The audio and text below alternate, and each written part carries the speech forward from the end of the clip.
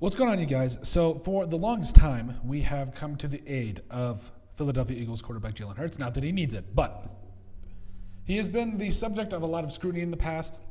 You know, in some cases, rightfully so. I think that, just from a quarterbacking standpoint, you're just going to get a lot of criticism.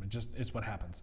You're also the leader of the team. So again, that's why it's understood. That's why people, when you look at it, you understand that, okay, you're the leader of the team, you're going to get some criticism. But that being said, Jalen Hurts has time and time again proved that he is not only one of the best quarterbacks in the NFL, he's a top 10 quarterback in the NFL in my mind. But there's a lot of people out there still that I think are questioning the greatness of Jalen Hurts, and I don't think you can at this point. Brought him to a couple of Super Bowls, including winning one this last year.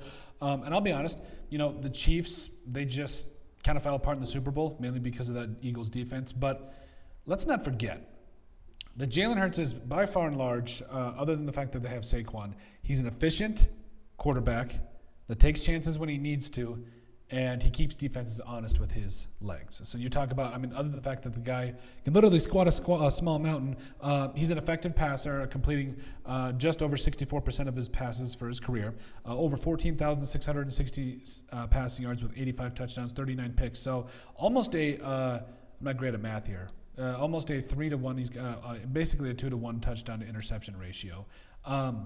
And you talk about the fact that, just running the football, he adds another 55 touchdowns on the ground there. So obviously the tush-push has a lot of things to do with that. But, he's just an effective, all-around good quarterback. And I think that, throughout his career, again, you're going to get criticism. It is what it is. But after beating Patrick Mahomes in the Super Bowl, after losing the way you did a couple of years ago, after doing it in such convincing fashion, I think that Jalen Hurts has put himself in that conversation for being a top 10 quarterback in the NFL. Now, do I think he's number one? No. I think that, you have to look at the Lamar Jacksons, you have to look at the Josh Allens, even Patrick Mahomes, as much as we might not want to admit it. But you got to look at those other quarterbacks as kind of being the top tier. But Jalen Hurts might be that number 4, number 5 guy. I honestly think that I would probably put him at 4 because I think you do have to, you don't just measure off of how good you can sling the football. You measure on the fact that you're a winner. He's won 46 games.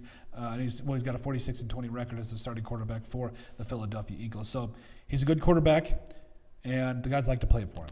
And the offense is built around him with a guy like Saquon Barkley, a good offensive line, and some playmakers on the outside as well. So, I understand that, again, when you look at it, Jalen Hurts is one of those guys that just continually makes the most out of his opportunities and just gets it done. But I think you have to be very honest with yourself when you ask yourself the question of if Jalen Hurts is a top 10 quarterback. There's no question in my mind.